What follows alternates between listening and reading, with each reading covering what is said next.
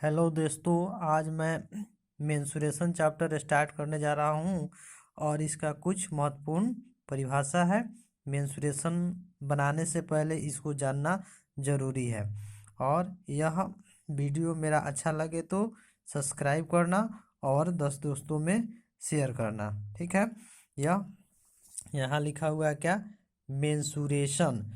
English में mensuration और हिंदी में उसको क्षेत्रफल बोलते हैं, ठीक है। क्षेत्रमिति संबंधित द्वारा के क्षेत्रमिति संबंधित परिभाषिक शब्द और महत्वपूर्ण सूत्र। क्षेत्रमिति किसे कहते हैं? जिसे इंग्लिश में मेंसुरेशन कहते हैं। इसके अंतर्गत इसके अंतर्गत लंबाई, क्षेत्रफल और आयतन आदि की माप का अध्ययन किया जाता है, ठीक है, किया जाता है। अब उसके बाद आता है कि यह हो गया क्षेत्रमिति का डिफिनीशन। उसके बाद बात आता है कि एरिया क्या है, जिसको इंग्लिश में एरिया बोलते हैं और हिंदी में क्षेत्रफल बोलते हैं। किसी आकृति द्वारा घिरे भाग की एकांक लंबाई और गुण और चौड़ाई के गुणनफल को उस आकृति का क्षेत्रफल कहते हैं। यानी क्षेत्रफल का डिफिनीशन पूछा है, क्षेत्रफल क्या है, ठीक है। तो क्षेत्रफल जो होता है, जिसको इंग्लिश में एरिया बोलते हैं, किसी आकृति द्वारा घिरे भाग के एकांक लंबाई और चौड़ाई के गुणनफल की भाग को उस आकृति का क्षेत्रफल कहते हैं, ठीक है। अब बात आता है कि क्षेत्रफल अभिगृहित, जिसको एरिया एक्सेशन बोलते हैं। अब कहता है कि प्रत्येक बहुभुज का एक क्षेत्रफल होता है। जितने प्रत्येक बहुभुज होता है उसका क्या होता है? एक क्षेत्रफल होता है। बहुभुज प्रवेश के क्षेत्रफल का इकाई वर्ग मीटर होता है, जो कि 1 मीटर भुजा वाले वर्ग के क्षेत्रफल के समान होता है। एरिया शब्द का संक्षिप्त रूप, जिसे AR है। बहुभुज प्रवेश के क्षेत्रफल को AR द्वारा सूचित किया जाता है। यदि AR वर्ग में n हो, तब जो है AR को R बराबर n मीटर स्क्वायर या n वर्ग मीटर कहते हैं, ठीक है। यह इसका डिफिनीशन हो गया। उसके बाद बात आएगी कि समतल आकृति, जिसको प्लेन फिगर बोलते हैं इंग्लिश में। प्लेन फिगर किसे कहते हैं, यह जानेंगे तब ना उसका परिभाषा या उसका क्षेत्रफल हम निकाल पाएंगे। तो देखिए दोस्तों, कह रहा है कि द्वितीय ज्यामितीय आकृति जिसमें लंबाई और चौड़ाई होती है, समतल आकृति कहलाती है। इसके उदाहरण त्रिभुज, चतुर्भुज, पंचभुज आदि आता है।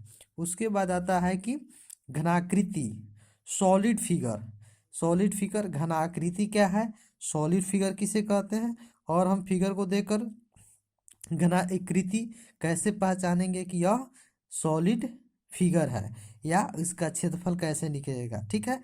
इसका मतलब यह होता है कि त्रिज्यामितीय आकृति जिसमें लंबाई होता है, चौड़ाई के साथ साथ ऊंचाई भी होता है, घनाकृति कहलाता है, ठीक है।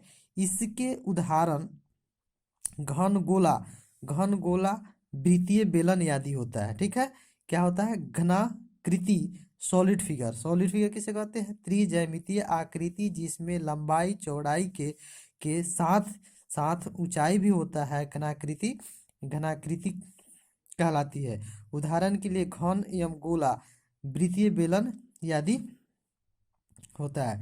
उसके बाद आइए, ठोस के फलक क्या है? ठोस के फलक, उसके बाद हम लोग इसके सूत्र भी पढ़ेंगे। यह सब जिससे हम लोग आगे मैथ में बनाने में बहुत सहूलियत होगा, ठीक है। ठोस के फलक जो होते हैं, ठोस को घेरने वाले तल ठोस के फलक कहलाते हैं, ठीक है। पृष्ठ का गुणनफल जो होता है, पृष्ठीय क्षेत्रफल ठोस के फलक के क्षेत्रफल के योग को ठोस या संपूर्ण पृष्ठीय क्षेत्रफल अथवा संपूर्ण पृष्ठ कहलाता है। अतः ठोस का संपूर्ण पृष्ठ बराबर होता है ठोस के फलक और पृष्ठ कहलाता है, संपूर्ण पृष्ठ कहलाता है, ठीक है। अतः ठोस का संपूर्ण पृष्ठ जो होता है ठोस के फलक के क्षेत्रफल का योग होता है।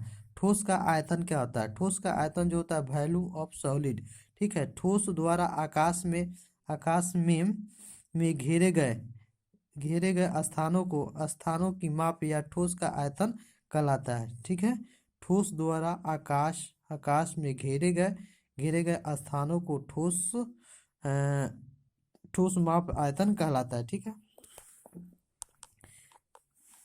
चलिए उसके बाद आइए ठोस का आयतन वॉल्यूम ऑफ सॉलिड। ठोस द्वारा जो होता है द्वारा आकाश में घेरे गए स्थान को ठोस आयतन कहते हैं। इसको 2 बार 3 बार पढ़िए, याद हो जाएगा, ठीक है। और याद जब हो जाएगा तो हम किसी को भी यह डिफिनीशन समझा सकते हैं, और उससे जो है जो भी क्वेश्चन आएगा हम उसको पहचान कर और उसके अनुसार जो भी रूल रेगुलेशन है, फॉर्मूला है, उसको हम उसके माध्यम से हम क्या कर सकते हैं, उसको बना सकते हैं। कह रहा है कि ठोस का पृष्ठ क्या होता है? ठोस का पृष्ठ क्या होता है? एक साथ लिए गए सभी फलक को ठोस या पृष्ठ होता है, ठीक है। कह रहा है कि ठोस का पृष्ठ क्या होता है? एक साथ लिए गए सभी फलक ठोस का पृष्ठ होता है। उसके बाद कहता है कि ट्रेंगल, जैसे हम लोग त्रिभुज पढ़ते हैं, त्रिभुज की परिभाषा क्या होता है? तो 3 भुजाओं से घिरी हुई आकृति को हम क्या कहते हैं? त्रिभुज कहते हैं। त्रिभुज किसे कहते हैं?